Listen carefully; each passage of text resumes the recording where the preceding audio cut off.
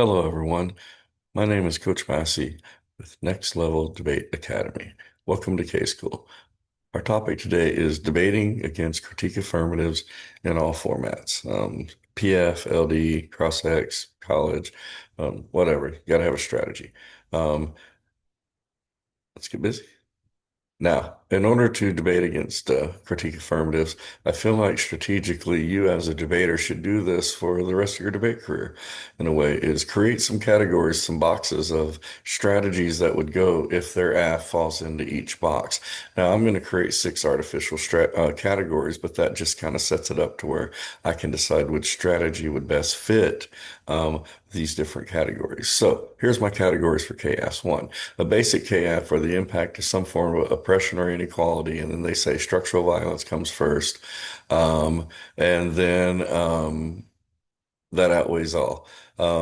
Then the debate becomes about does structural violence outweigh all? Second is there's KFs that talk about debate is bad. They don't want to talk about the topic. They want to talk about debate norms of being bad.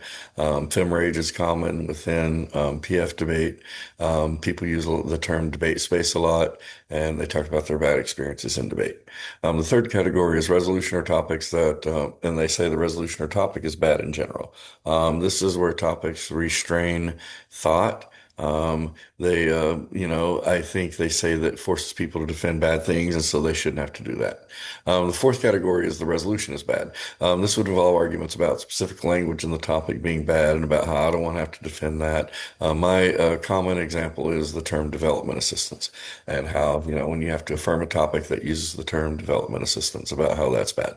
My fifth argument is affirmative, or fifth reason is category is openness to topics or resolutions.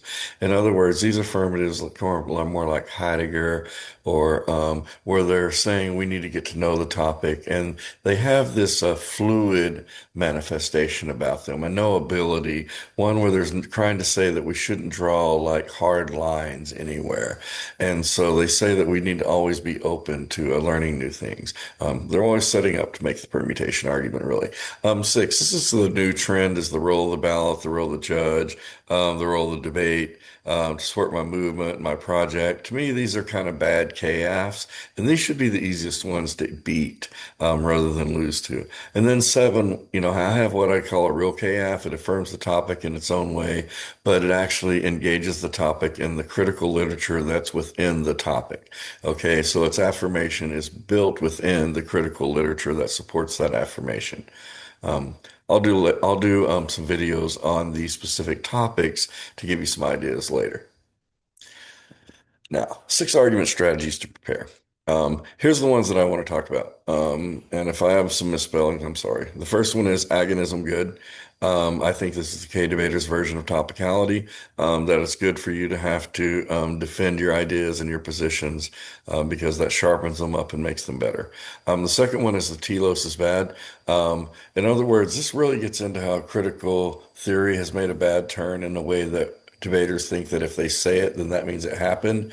And so they're trying to like claim solvency because they read an article to you during the debate and they've already predicted how that's going to result. And so when they try to say that I know the results of my critical method, that is attempting to have a telos about their solutions.